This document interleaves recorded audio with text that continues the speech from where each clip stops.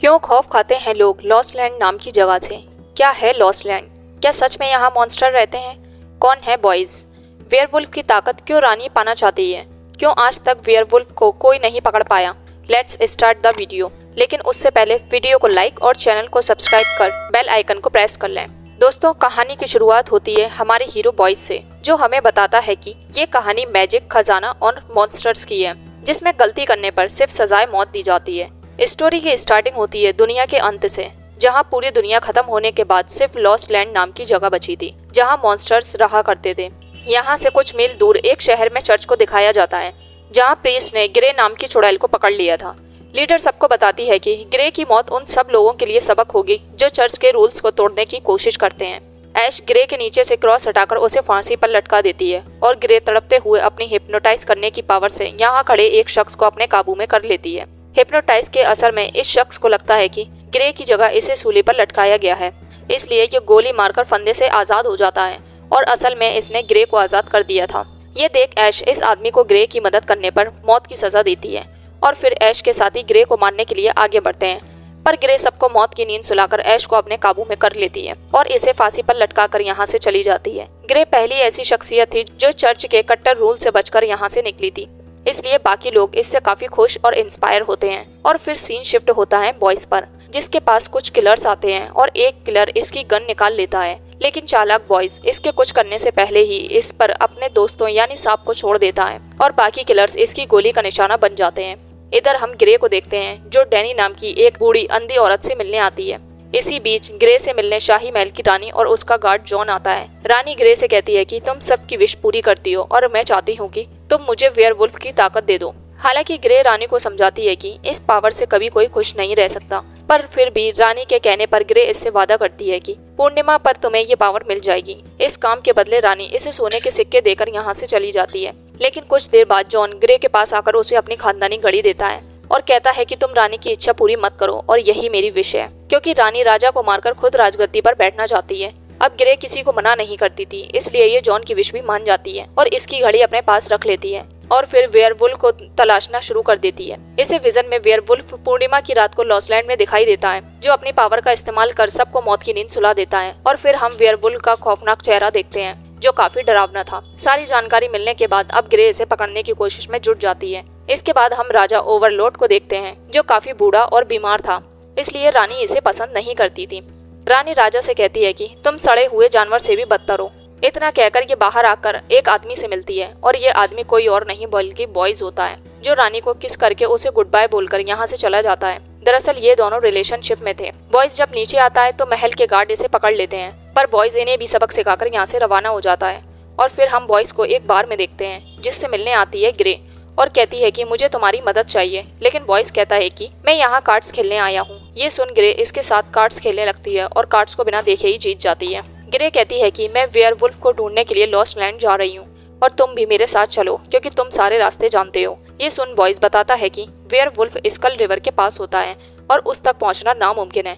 लेकिन ग्रे इसे कीमती घड़ी दिखाकर कहती है कि काम पूरा होने के बाद ये घड़ी तुम्हारी होगी। लालच में आकर बॉयज भी इसके साथ चलने के लिए तैयार हो जाता है, पर इतने में ऐश और उसके साथी आकर इन पर हमला कर देते हैं। ग्रे बॉयज को बताती है कि ये मेरे दुश्मन है। बॉयज अपने सांप को इन दुश्मनों पर छोड़ देता है, पर ये लोग इस सांप को मार देते हैं और इतने में बॉयज और ग्रे यहाँ से फरार हो जाते हैं। इधर हम चर्च के लीडर प्रीस्ट को देखते हैं, जिसका नाम था पैट, जो ऐश के साथ मिलकर डैनी के पास पहुँचता है। इनके पूछने पर डैनी इन्हें बताती है कि रानी और जॉन दोनों ग्रे के पास आए थे। ये सुन पैट कहता है कि अगर रानी काला जादू कर रही है तो उसके खिलाफ हमें ग्रे की गवाही चाहिए होगी, इसलिए अब ग्रे को पकड़ने का काम ऐश को सौंपा जाता है।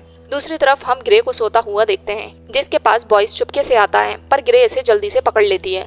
लेकिन बॉयज चाकू से बिच्छू को मार देता है और कहता है कि मैं इनाम लेने से पहले तुम्हें मरने नहीं दूंगा। बॉयज की ये केयर देख ग्रे को काफी अच्छा लगता है और फिर ये दोनों आगे का सफर तय करते हैं। कुछ देर में ये लोग एक बार में पहुंच जाते हैं, जहां मारा नाम की लड़की इन पर बंदूक तान देती है और उसका साथी रोज भी होता है। ये दोनों बॉयज को देखकर काफी खुश होते हैं। ग्रे बॉयज से कहती है कि हमें पूर्णिमा से पहले स्कल रिवर तक पहुंचना है। इतने में मारा बॉयज को रूम में ले जाती है और दोनों इंटीमेट होते हैं और फिर बॉयज इसे एक बच्चे की कहानी सुनाता है, जिसके माँ बाप को उसके सामने बचपन में मार दिया गया था और फिर उसने इस जुल्मी दुनिया में जिंदा रहने के लिए खुद को पावरफुल बना लिया। ये सुन मारा पूछती है कि क्या ये कहानी तुम्हारी है। इस पर बॉयज मना कर देता है, पर असल में ये कहानी इसी की थी। अगली सुबह बॉयज और ग्रे दोनों सफर के लिए निकल पड़ते हैं और इस बात से अनजान होते हैं कि ट्रेन से ऐश और उसके आदमी इनका पीछा कर रहे हैं। जब इस बात की खबर रानी को मिलती है तो वो पैट से जाकर कहती है कि तुमने ग्रे के पीछे ऐश को क्यों भेजा है। ये सुन पैट तंज कसते हुए कहता है कि तुम और राजा एक वारिस नहीं दे पाए, इसलिए अब लोग तुम्हारी बातों पर ध्यान नहीं देते।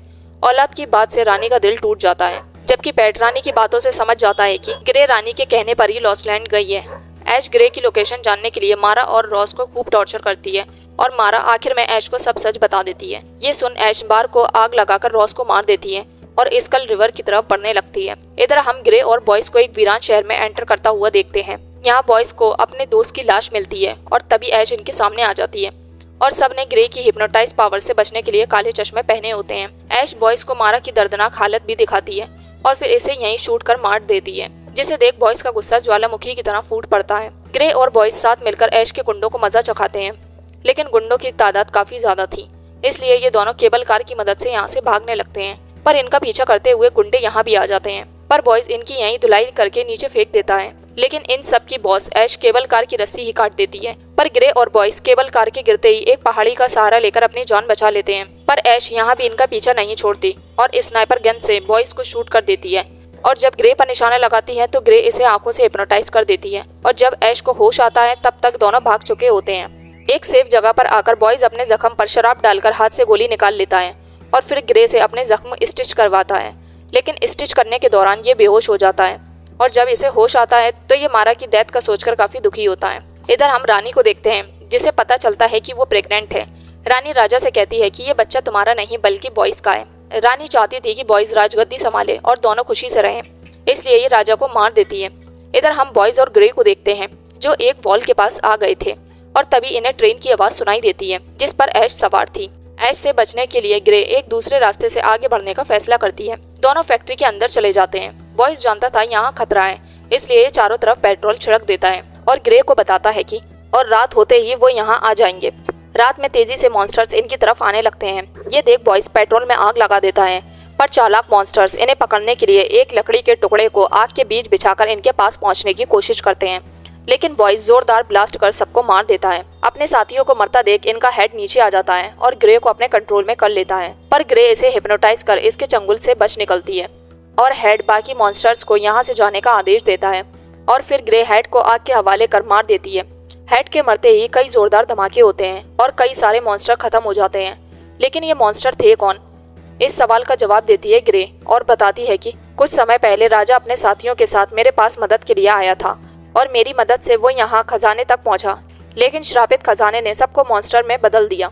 इधर हम पैट और जॉन को देखते हैं, जो सबको ओवरलोड के मरने की खबर देते हैं और फिर राजगद्दी पर बैठती है क्वीन। पैट रानी से वादा करता है कि वो राजकुमार के 16 साल का होने तक उसकी देखरेख करेगा, पर अंदर ही अंदर ये क्वीन से जेलस फील करता है। इधर ग्रे और बॉयज दोनों स्कल रिवर तक पहुंच जाते हैं, लेकिन आगे खतरा था, इसलिए ग्रे बॉयज को गाड़ी देकर यहाँ से वापस लौट जाने को कहती है, पर बॉयज आखिर तक उसका साथ निभाने का वादा करता है और दोनों अपनी मंजिल के पास आ पहुंचते हैं। पूर्णिमा की रात को क्वीन को शक्तियां मिलने वाली थी, इसलिए ये काफी खुश होती है और जॉन से कहती है कि पैट गद्दार है, क्या तुम मेरा साथ दोगे? जॉन हाँ में जवाब देता है और दोनों एक दूसरे को किस करते हैं। दूसरी तरफ ऐश ग्रे को पकड़ने के लिए ट्रेन से इसके पास पहुंचने की कोशिश करती है, लेकिन ग्रे चालाकी दिखाते हुए टूटे हुए ब्रिज से नीचे गिर जाती है और इसके पीछे ऐश और उसके बाकी साथी भी नीचे गिर जाते हैं। इस तरह सब मारे जाते हैं, जबकि बॉयज की मदद से ग्रे बच निकलती है। पैट को जब ऐश के मरने की खबर मिलती है तो ये बहुत दुखी होता है और फिर जॉन इसे भी आकर ऐश के पास यमलोक भेज देता है। अब तक ग्रे बॉयज को लेकर रिवर के पास पहुंच गई थी। बॉयज इसे बताता है कि अब तक जो भी लालच में यहाँ आया है उसे वेयर वुल्फ ने खत्म कर दिया है। रात होने से पहले ग्रे अपने सिल्वर नाइफ्स लगाने लगती है, लेकिन बॉयज कहता है कि इससे वेयर वुल्फ नहीं मारा जाएगा, पर ग्रे इसे यकीन दिलाती है कि आज वो जरूर मरेगा।